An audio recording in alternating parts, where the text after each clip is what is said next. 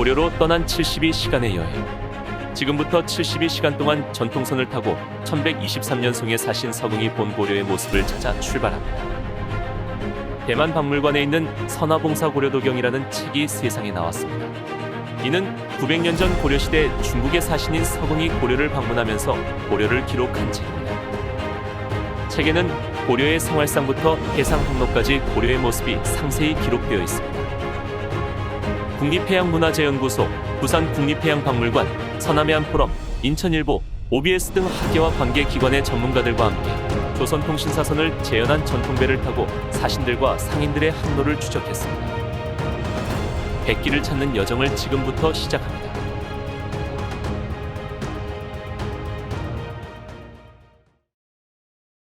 지난 6월 국립해양문화재연구소는 학계와 관계기관의 전문가들과 함께 900여 년 전 고려를 방문한 송나라 사신 서궁의 국내 해상 항로를 탐사했다. 신고려도경 특별취재팀도 탐사단의 여정을 동행 취재했다. 서궁은 700명이 넘는 사신단과 함께 고려의 해안선을 따라 병난도까지 항해를 했으며 배에서 본 고려의 모습을 기록했다. 서궁이 기록한 해상항로를 찾는 이번 탐사는 전통 한선의 원형을 복원한 조선통신사선이 탐사선으로 활용되었다.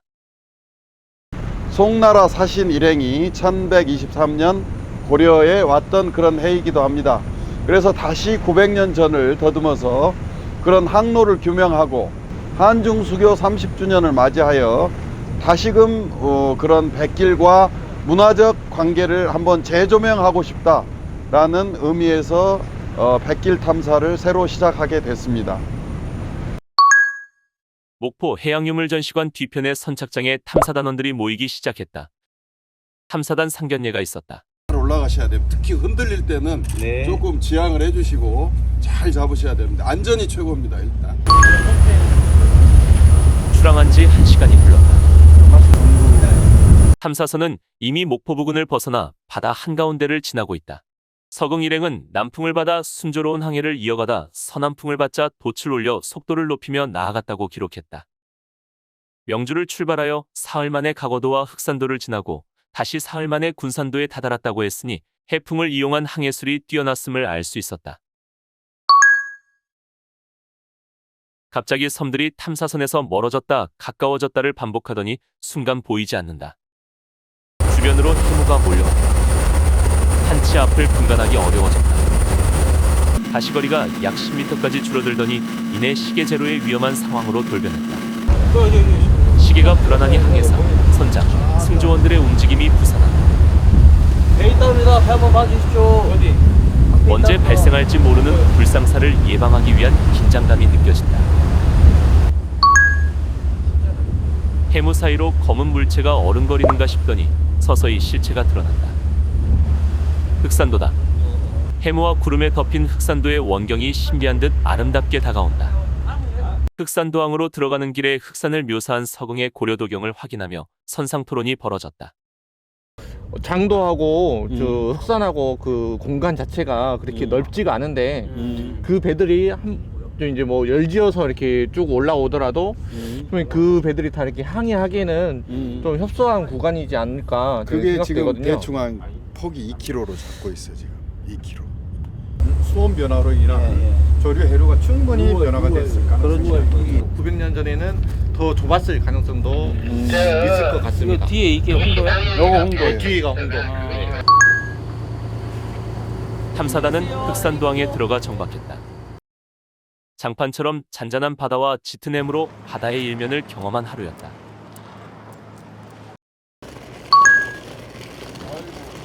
칠흑 같은 어둠 사이로 탐사선으로 단원들이 모여들었다.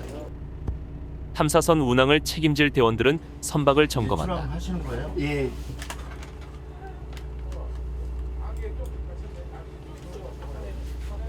오늘은 좀 안개 상황이 어떻습니까? 오늘은 안개가 지금 여 안쪽에는 안개가 많이 없네요.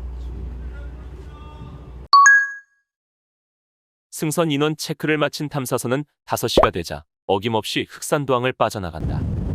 서궁이 백산이라고 묘사했던 흔적을 찾기 위해 전문가들은 고려도경 책을 펼쳐들고 기록을 살피거나 삼삼오오 의견을 나눈다. 탐사선은 홍도 인근 해상에 도착했다. 특히 이제 서궁이 백산을 설명하면서 그 자세하게 좀 묘사해 놓은 게 있어요. 뭐 성같이 담장이 이렇게 성처럼 둘러싸여 있다 라고 이렇게 묘사를 하고 있고, 또 백산이 햇빛이 비친 곳에 이제 옥빛처럼 이렇게 하얗게 빛난다 라고 이렇게 설명을 하고 있는데, 그 부분을 저희가 이제 확인을 하기 위해서 홍도까지 이렇게 항해를 하게 되었습니다.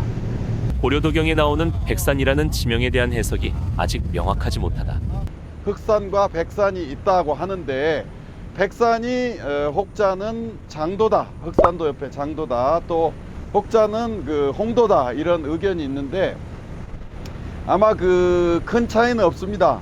그 항로상에 있고 그 뱃사람들이 쉽게 목격할 수 있는 섬이 흑산도, 대장도, 홍도가 되겠습니다. 그 서궁이 이렇게 배 위에서 그 섬을 봤을 때 흑산도하고 대장도는 하나의 섬으로 이렇게 보일 가능성이 높고요. 홍도가 이제 백산의 후보가 더 이제 적합하다고 이렇게 또 생각을 하고 있습니다. 이번 탐사에서 해무가 짙게 끼어 백산을 명확하게 비정하는 결론은 내지 못했다. 탐사선이 군함군도를 지난다. 망망대해와 간간히 보이는 크고 작은 섬들을 지도와 맞춰보며 항해를 하다 보니 어느덧 점심시간이다. 안마도를 지났다. 서궁 일행이 6월 4일에 정박했다는 죽도가 있는 섬이다. 고려도경에는 산 앞에 흰돌로 이루어진 암초가 수백 덩어리 있는데 크기가 모두 다르고 마치 옥을 쌓아 놓은 것 같았다고 묘사되어 있다. 지금도 죽도 앞바다에는 기암괴석, 암초들이 널려 있어 서궁이 묘사한 정경과 흡사함을 느낄 수 있다. 돌아갈 때 폭풍 때문에 며칠 머물렀어요 여기서. 4일인가 5일인가. 돌아갈 때도 네, 돌아갈 때. 아까 그 술 마시고 주민들이 나와가지고 술 마시고 이렇게 돌아갈 때 이게 이제 돌아갈 때 얘기예요. 네. 서궁 일행은 귀로에 다시 죽도를 지나게 되는데 마침 추석달이 돋아올랐기로 선원들과 함께 춤과 술과 노래로 객수를 달래기도 했던 곳이다.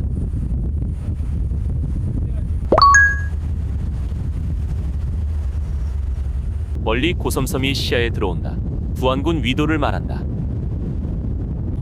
고려에서 고슴도치의 털을 고섬섬이라고 하는데 이 섬의 나무들은 무성하되 잘 크지 않아 고슴도치의 털 같았기에 불려진 이름이다. 서궁 일행은 섬에 정박하여 고려인들이 제공하는 물을 얻고 쌀로 살해했다고 기록하였다.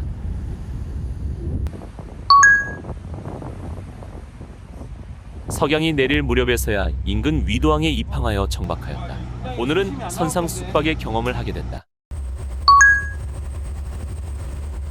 탐사 마지막 날, 동이 트기 전 탐사팀은 출항 준비를 마쳤다.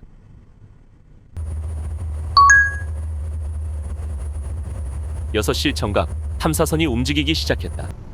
오늘은 이번 탐사의 마지막 탐사지인 군산도로 향한다. 군산도는 지금의 선유도를 말한다.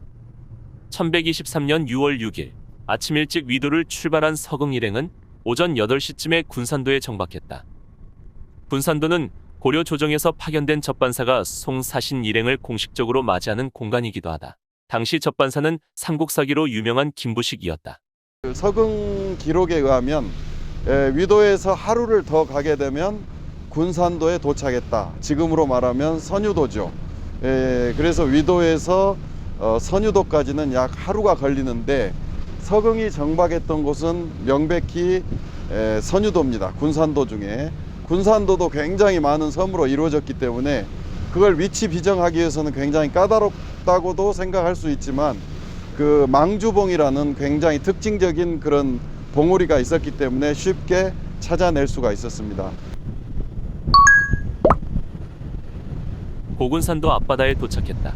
서쪽에 위치한 관리도의 서쪽 항로를 이용하여 고군산의 섬들을 크게 돌아 선유도로 접근했다.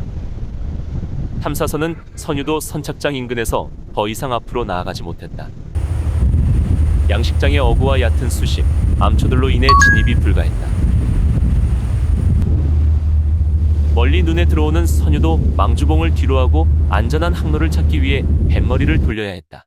이번 탐사의 최종 목적지인 군산도 탐사는 이렇게 약간의 아쉬움을 남기고 마무리되었다. 탐사선은 곧장 목포의 국립해양문화재연구소로 회항을 시작했다. 서궁 항로 탐사를 마친 통신사선이 국립해양문화재연구소 선착장에 안착했다. 서궁의 이 고대 항로를 복원하는 사업을 한중이 공동으로 하고 또 아울러서 북한까지도 함께 아우러서 이 완전한 이런 그 고대 항로 복원 탐사 이런 사업들은 한중 간의 문화 교류라는 차원에서도 대단히 중요한 소스가 될 거라고 생각이 되고, 경제 측면에 치중되어 있는 한중 교류 사업들의 성과를 이제는 30주년이 됐으니까 인문, 문화, 예술 방면으로 확산시키는 그런 계기가 되기를 진심으로 바랍니다.